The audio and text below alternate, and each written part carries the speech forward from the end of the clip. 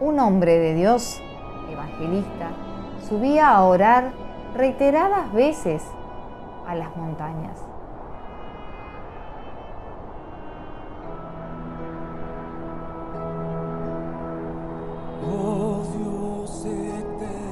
Pero un día de esos escucha la voz de Dios y le dice que tiene que ir a Melo a predicar.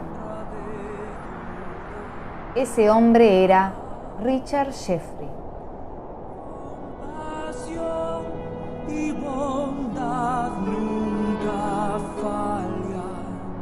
Para nosotros, desconocido aún, pero pilar fundamental para lo que Dios haría en Uruguay.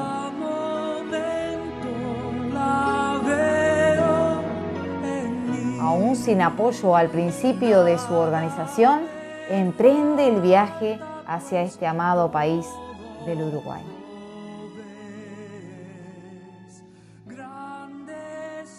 Más allá del sol, más allá del sol. Febrero de 1964. Comienza una campaña de sanidad divina. En dicha campaña conocen a Dios la familia Burgos, estando entre ellas Nair Burgos y Noris Burgos. Luego, Dios envía al misionero Richard Jeffrey a comenzar una campaña en Minas. Invita a las hermanas Nair y Noris, que en ese momento ya habían conocido, y les pide que lo puedan ayudar con la tarea de invitar a la gente de aquel lugar. Solamente se comprometió con ellas a suplirle un par de zapatos de suela alta para cada una. Ellas dejaron sus trabajos, su ciudad y su familia para venir a evangelizar la ciudad de Minas. Minas, 15 de marzo de 1966, Cancha de Tigre. Comienza la campaña de salvación y sanidad divina.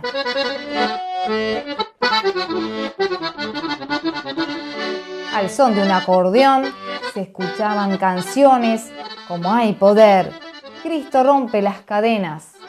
Bueno, en ese momento yo tenía 20 años y recuerdo que un día mi padre nos invitó, que iba a ver algo, que no se sabía muy bien lo que era, pero que nos iba a llevar a todos, nos invitó para que fuéramos. Y fuimos todos a ver qué era lo que había, porque a mi padre lo habían invitado unas muchachas. No sé ni cómo lo pescaron en la calle porque mi padre vivía trabajando. El asunto fue que Noris Burgo, que eran de Melo, y se llamaba Marta Fernández, otra muchacha morochita que había venido con ella, andaban invitando gente para una campaña evangelística, que venía un evangelista que era norteamericano y iban a ver una campaña de sanidad divina.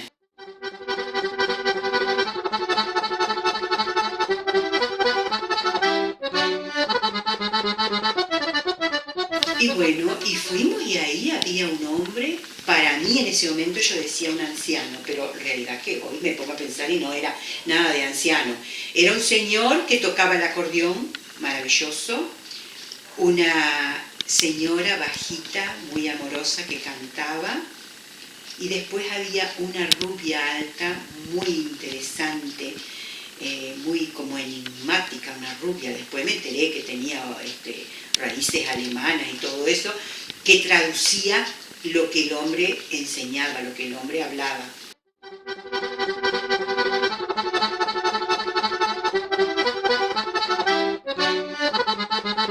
Yo lo que recuerdo del comienzo de la campaña era eso que se había creado en ese momento en la ciudad de Minas, principalmente en la zona donde yo vivía. Yo en ese tiempo vivía en la casa paterna, donde yo viví, no fue donde yo nací, pero donde vivía en ese momento, que era detrás del cementerio central. Y esa era una de las zonas que más tocó la campaña, ¿no? Porque, como por lo menos me parecía a mí sobre aquella parte de la ciudad. Y yo lo que más recuerdo era todo el movimiento de la publicidad, todo lo que se había creado, que llegaba a mí a la gran campaña de salvación y sanidad divina. Entonces uno a los 20, 21 años, Sonia tenía 20, yo tenía 21, era más que otra cosa curiosidad, ¿no? ¿Qué es eso, no? Porque claro, más que otra cosa curiosidad. Y yo pasaba todos los días, o las noches principalmente, que yo jugaba al fútbol, venía a practicar para este lado, y pasaba por Brígido porque sentía la música, que era muy llamativa. En ese entonces ver a alguien que hablaba, uno lo escuchaba hablar inglés, y que había un acordeón, que tocaban y cantaban muy lindas canciones, y llamaba la atención poderosamente, más para los jóvenes, ¿no? Y empecé a entrar, me quedaba en el campito, venía con el bolsito y me quedaba como allí decía el que entraba, enseguida le hablaba, ¿no? Enseguida se arrimaban los que estaban trabajando, las chiquilinas que estaban trabajando, no recuerdo si había algún varón, pero en esa época no recuerdo si a tu madre, pero digo, alguien me habló indudablemente, ¿no? Solamente en Cristo, solamente en Él. Wilson era el que contaba a todas las personas cuando Sí. entraban al campito con Una maquinita. con una Para maquinita. contar ganado. Sí, de la maquinita de contar ganado. Entonces Wilson estaba encargado en Ahí el se llamaba campito de contar cuántas personas entraban al campito. Desde el campito comenzó eso. Sí, Wilson Cristo es la senda, Cristo es la senda, en Cristo tengo la salvación de mi alma, solamente en Cristo, solamente en Él. Andaba un parlante en la calle y mi mamá me llamó la atención y me dijo, mirá, si querés ir a ese lugar, que es la campaña de sanidad y salvación divina, andá a pedir para que te curen el diente, que te duele el diente ahí. No, yo no voy nada, ¿para qué voy a ir? Dice, anda, usted vaya y quede bien con su madre. Bueno, fui, le hice caso y fui a la campaña de sanidad, era en un campito, habían hecho un púlpito allí, y con amplificación, y bueno, había una poca gente, había Brígido Silveira, en ese tiempo Colón y de la Llana, creo, de la Llana. Era un campito que era una cancha de fútbol, que después pasó a ser cancha de fútbol Tigre. Y estaba todo vacío así, y bueno, hicieron un terreno informal allí, iniciaron la campaña. Y había unos misioneros que eran estadounidenses, y hablaban de la Biblia, que se sanaban los enfermos, y eso. La mayoría de la gente que se acercó, por curiosidad, escuchaban, pero empezaron a llegar enfermos, y empezaron a orar por ellos, los misioneros, pasen por acá, vamos a orar por él.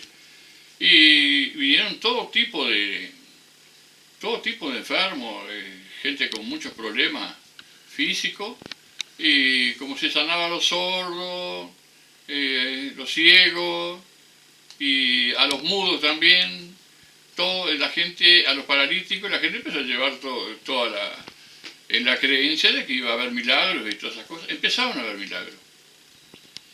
El primer día no fue tanta gente.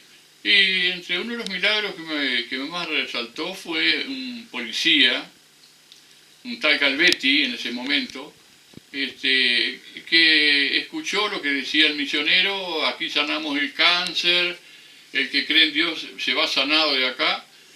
Bueno, y subió arriba del púlpito así, habló con el misionero, y el misionero le dijo: ¿usted cree en Dios? Sí, yo creo en Dios y soy católico y todo. Bueno, ¿pero cree en Dios? Sí, creo en Dios, sí. Dice: ¿qué problema es el suyo? Yo tengo cáncer en los dos pulmones. Me dieron de baja de la primera para que disfrutara los últimos días que me quedaban de vida, prácticamente. Dice: entonces escuché que aquí se sanaba el cáncer y que los enfermos salían sanados, y vine. Dice: bueno, muy bien. Traje conmigo una cosa, y se había traído las copias de las placas que le habían sacado en el pecho para corroborar que él estaba enfermo. que ya había recorrido todos los médicos. En ese tiempo no había muchos recursos para el cáncer, para sanar. Entonces es la única carta que le quedaba a este señor Calvetti, policía, era que, bueno, perdido por perdido, orarán por él y recibiera algún milagro, sí o no. Era riesgoso porque había mucha gente, estaba escuchando lo que... Y era una autoridad él prácticamente. Entonces los hermanos dijo, bueno, cierre los ojos, vamos a orar por usted para que el Señor saque ese cáncer de ahí. Oraron. La mayoría de la gente se reía, descreía, porque seguro, sin operarlo y sin nada, allí vamos a orar y ya está sano. Muy bien. Dice, bueno, ya está sano, puede irse, le dijo el hermano Jeffrey en ese momento. Apareció el señor Calvetti, otra vez con las placas bajo el brazo y se paró adelante del púlpito mirando al pastor. Cuando el pastor lo vio, oh, ahí está el hombre del cáncer, pase a dar el testimonio, dice. Y pasó muy serio, muy serio. Yo dije, yo que estaba siendo testigo, dije, bueno, acá todo esto los corren enseguida, los llevan presos y por cuentista, por esto, por aquello, voy a ver. Era un testimonio impactante. Dice, bueno, aquí estoy de nuevo. ¿Cómo anduvo? Dice, ¿se sintió mejor? Sí, yo me sentí mejor, dice. Pero traigo una cosa, quiero que veas. Estas son las placas viejas, las que le mostré el otro día, sacadas en el sanatorio tanto y tanto. Y dice, y estas son las nuevas.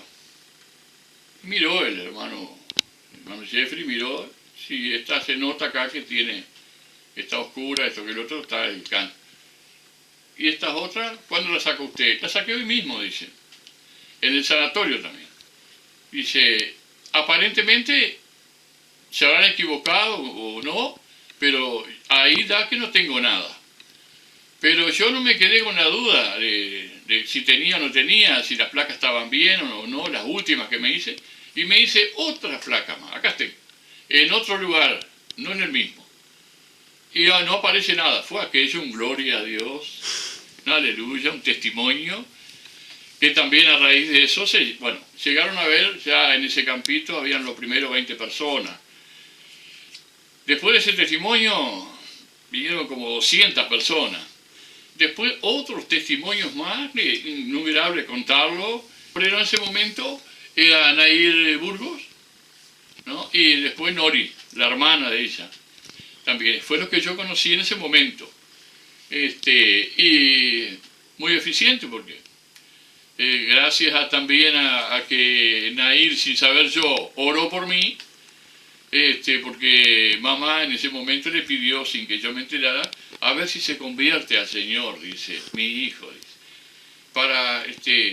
para terminar con los problemas de él, el problema de dolores y los dientes, aquello que era en ese tiempo era lo más patético, un dolor de muela. Y ahí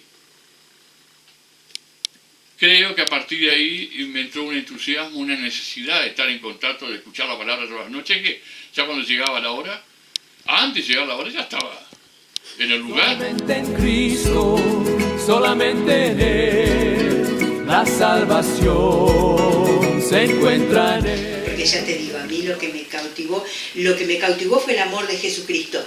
No así tanto los milagros que yo veía que pasaban.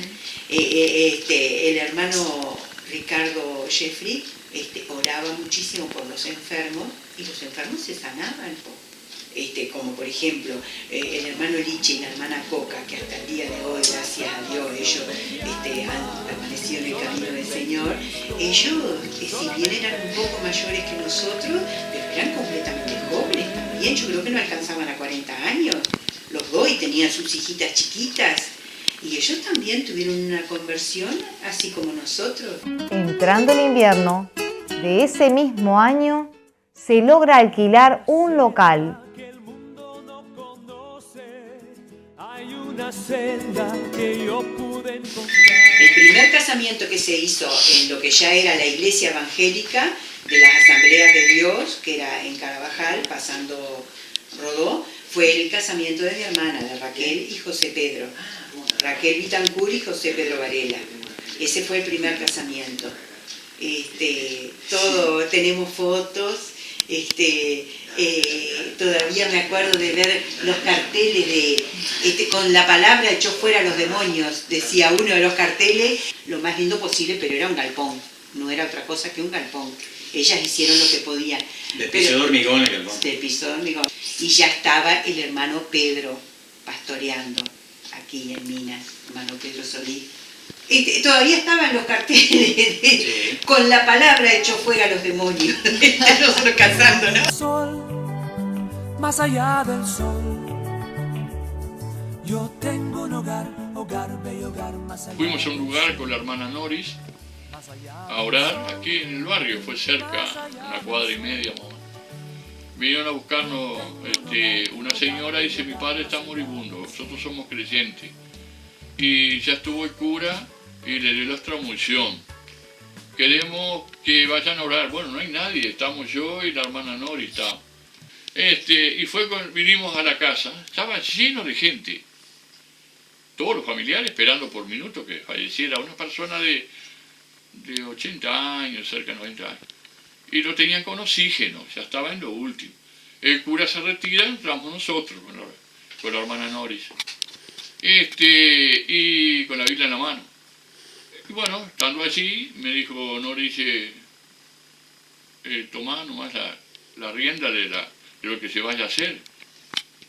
Y yo, bueno, lo primero que hice, como ya habíamos predicado en la iglesia y todo estaba, dije yo, bueno, le voy a pedir a los que no creen en el Señor, que no creen en Dios, tengan a bien a retirarse porque vamos a hacer una oración de poder. Se fueron todos, no quedó nadie. Nos arrodillamos uno de cada lado de la cama y oramos, Señor. Pedimos, Señor, toma su alma, esto, aquello. Se terminó la oración, nos levantamos, nos agradeció y entró toda la gente de nuevo. Nos habrán tratado sin hábitos ni nada de sacerdote ni nada, con un libro en la mano y sí. En ese tiempo ya nos tildaban a todos de gente mal. Pasaron 2 días, apareció la hija en la iglesia. Estábamos predicando uno de los hermanos y yo estaba allí en la puerta y esperó que terminara el culto y nos dijo, bueno, les vengo a contarles. Dice, lo primero que se nos pasó, había muerto. Seguro, bueno, falleció en la paz del Señor. Y dice, usted sabe lo que... No sabe, si les cuento no van a creer. No, creemos, sí, creemos todo lo que nos dijo. Se fueron ustedes y papá, que estaba días postrado con el oxígeno, empezó a que le molestaba el oxígeno. Lo sacamos y se sentó en la cama. Y empezó a cantar los coritos. Hay poder, poder. Y nosotros la acompañábamos, porque la hija era creyente. Y la acompañaba, cantando coritos toda la tarde. Estuvo en la tierra 15 días más. Falleció. Él no creía en el Señor. Falleció convirtiéndose al Señor. Qué mejor manera que en vez de recibir el agua que le echan ¿no? Antes de fallecer, recibiera la salvación. Aceptó al Señor, recibió la salvación de Dios y pudo ir a la presencia del Señor consciente de que iba a la presencia del Señor. Eso fue uno de los milagros más grandes que se experimentó. Yo, para mí, era una cosa que me alimentaba totalmente, me daba coraje. Bueno, principalmente, Nair fue, podemos decir que influyó mucho en mi vida personal, porque ella estuvo viviendo mucho tiempo en la casa de mis padres, yo era soltera. No sé si te conté una vez que me convenció realmente de obedecer al Señor, porque en una sola noche me enseñó lo que era toda el Apocalipsis, ¿viste? En una sola noche me relató toda la simbología del Apocalipsis, entonces yo quedé bien convencida que me convenía obedecer al Señor, ¿viste? Entonces pienso que por ahí también el Señor la usó. Y bueno, realmente ellas eran personas muy trabajadoras, muy serviciales, muy simpáticas, muy carismáticas, como lo son hasta el día de hoy, personas muy agradables. Y bueno, pienso que obedeciendo al Señor, ellas vinieron para Minas, que no era su lugar de origen, pero vinieron tratando de servir al Señor y acompañando al hermano Jeffrey. Y bueno, creo que también tienen en las familias que formaron y las descendencias que tienen su recompensa. Sí, yo creo que las Burgos por algo se quedaron acá, ¿no? Por algo se vinieron y se quedaron, no sé qué pasó, se echaron raíces en nuestra ciudad. Yo creo que todos los que fuimos desde los comienzos la recordamos como siempre como una grandes obreras del Señor, ¿no? Siempre la veíamos trabajando, encabezando en todas las cosas. Yo era joven también en ese entonces, ver joven de otro, así que salían más siendo mujeres, siendo damas, que dejaran el hogar para salir a servir al Señor, era algo que no habíamos visto, que yo, por ejemplo, desconocía, ¿no? Entonces también se ganaron un respeto dentro de toda la iglesia. Y bueno, yo pienso que hay muchísima gente como nosotros que las puede recordar por todo lo que ya hicieron dentro de la iglesia en esos primeros tiempos, ¿no? Y bueno, ahorita está que ya formaron su familia acá y son unas mil hermanas más. Yo creo que no sé, poca gente sabe que son de Melo, los que somos más viejos de esa época de Mato, la gente las tiene como minuanas, ¿no? Que han sido adoptadas. Y hay muy lindos recuerdos de épocas. Yo con Nair, por ejemplo, que cuando hicimos esa salida así, que siempre era la más mandona, ¿no? Sí, nos rezongamos que fuéramos varones. Sí, siempre nos rezongaba, tenía su carácter, sí, las recordamos y bueno, estamos envejeciendo juntos. y pienso que también ellos tendrán su gran agradecimiento al Señor por todo lo que les ha dado, ¿no? Primeramente, estas dos personalidades que en mi vida influyeron muchísimo a través de la amistad, la simpatía. No puedo catalogarlas como ni ensalzarlas porque de por sí ya mismo son personas especiales. No puedo darle más relevancia porque ellas son personas que marcaron en mi vida. Por ejemplo, Nair fue una persona que para uno le sirvió como escalón también, por la manera que lo trataban a uno para que se integrara a la iglesia, al contacto con la demás gente. Inapreciable la amistad que se desarrolló en ese momento, tanto espiritual como social, porque tenemos que andar lidiando con cantidad de cosas, siempre ocupados. Y Nori también, Nori ni hablar, Nori igual que Nair. Ellas fueron unas luchadoras de primera, que en Minas tuvieron que soportar toda la incredulidad de la gente y se pasa de todo en el camino del Señor, se pasa de todo. Pero aún hoy, que de repente las veo, las encuentro, no tanto a Nair, no la encuentro muy seguido, pero la veo y que sé que está en el camino del Señor, que sigue las actividades y que no es poca cosa llevar dentro de nosotros lo que recibimos del Señor, no es poca cosa. Hay que mantenerse, hay que estar en la lucha, y yo para ellas que vaya a lo mejor un abrazo espiritual como creyente, porque ya te digo, marcaron en mi vida de creyente que recién empezaba. Ellos tenían ya una experiencia desarrollada, ya venían con los hermanos misioneros y tenían una experiencia que a uno le daba el puntapié inicial para involucrarse. Y me ayudó mucho. Culturalmente esas personas son ilustres prácticamente, ilustres cristianas, ¿ves? Porque la espiritualidad de ella, una cosa maravillosa, maravillosa, y se copia, y por lo tanto yo copié mucho de ellos, copié muchísimo. Y esta es la resultancia de que hoy puedo que sea hablar y decirle a esas personas, ¿viste?, que no están en este momento presentes acá, pero deben estar en sus hogares, un saludo muy grande y un abrazo fraternal de toda la vida. Y gracias por todo lo que como hicieron por mí.